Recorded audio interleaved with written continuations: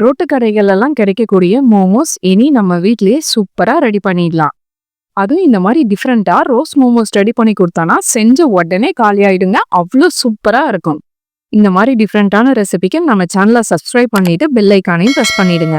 First மாவு பிசைறதுக்கு 1 cup கோதுமை மாவை சலிச்சிட்டு சேர்த்திருக்கேன். கூடவே 1/4 ஸ்பூன் உப்பு சேர்த்துட்டு லைட்டா கலந்துட்டு 2 டேபிள் ஸ்பூன் எண்ணெய் சேர்த்து எண்ணெய் எல்லா மாவுலையுமே படுற மாதிரி நல்லா கலந்துட்டு கொஞ்சம் கொஞ்சமா தண்ணி சேர்த்து சப்பாத்தி மாவு பதத்துக்கு பிசைஞ்சுக்கோங்க.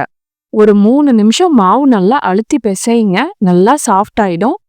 பார்க்கும் போதே உங்களுக்கு வித்தியாசம் தெரியும். மாவு நல்லா சாஃப்டா பிசைஞ்சதுக்கு அப்புறம் ஒரு 2 சொட்டு எண்ணெய் தடவிட்டு ஒரு தட்டு போட்டு மூடி வச்சிடலாம். ஒரு 10 நிமிஷம் நல்லா ஊறட்டும். பேன்ல தேவையான அளவு எண்ணெய் சேர்த்துட்டு ஒரு கட்டி பூண்டு பொடியா நறுக்குன சேர்த்து லைட்டா கலர் மாறினதும் ஒரு மீடியம் சைஸ் வெங்காயம் பொடியா நறுக்குன சேர்த்துட்டு நல்லா வதக்குங்க. பாருங்க, வெங்காயம் நல்லா வதங்கிடுச்சு. இப்போ பொடியா நறுக்குன முட்டைக்கோஸ் சேர்த்துக்கலாம். உங்களால எந்த அளவுக்கு பொடியா நறுக்க முடியுமோ அந்த அளவுக்கு பொடியா நறுக்கிட்டு சேர்த்துக்கோங்க. கூடவே பொடியா நறுக்குன 2 கேரட், ஒரு குடமிளகாய் சேர்த்துக்கலாம். இப்போ தேவையான அளவு உப்பு சேர்த்துட்டு ஒரு 5 நிமிஷம் மட்டும் வதக்குனா போதும். 5 நிமிஷமா நம்ம சேர்த்திருக்க காய் எல்லாமே நல்லா வதங்கிடுச்சு. ஒரு 1/2 ஸ்பூன் மிளகுத்தூள் சேர்த்துட்டு ஒரு கை மல்லி இலை தூவிட்டு இறக்கிடலாம்.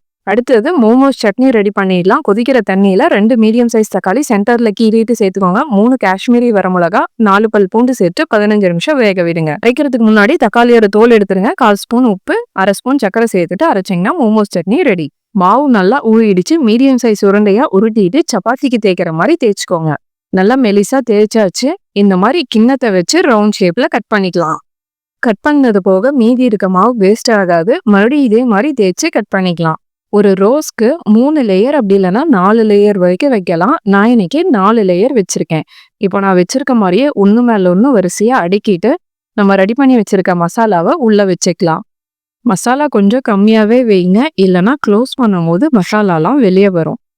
இப்போ க்ளோஸ் பண்ணிக்கலாம். க்ளோஸ் பண்ணிட்டு நல்லா அழுத்தி விட்டுக்கோங்க. அப்போதான் பிரியாம இருக்கும். வேலை கொஞ்சம் அதிகமா இருந்தாலும் டேஸ்ட் சூப்பரா இருக்கும். ஓரத்துலலாம் பிரியாத மாதிரி நல்லா அழுத்தி விட்டுட்டு சுருட்டிகிட்டே வந்தீங்கன்னா ரோஸ் ஷேப்ல பார்க்க சூப்பரா இருக்கும். மீதி இருக்க எல்லா மாவையும் இதே மாதிரி ரோஸ் ஷேப்ல ரெடி பண்ணிக்கலாம். 1 கப் மாவுக்கு 8 ரோஸ் மோமோஸ் கிடைக்கும்.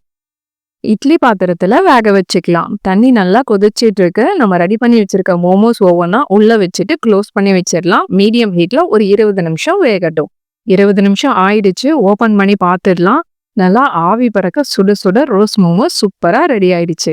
சட்னி ரொம்ப காரமாலாம் இருக்காதுங்க. குழந்தைங்களுக்கு தகுந்த மாதிரி தான் ரெடி பண்ணியிருக்கேன். இந்த மோமோஸ் நீங்களும் உங்க வீட்டில் ட்ரை பண்ணிட்டு எப்படி இருந்துச்சுன்னு கமெண்ட் பண்ணுங்க.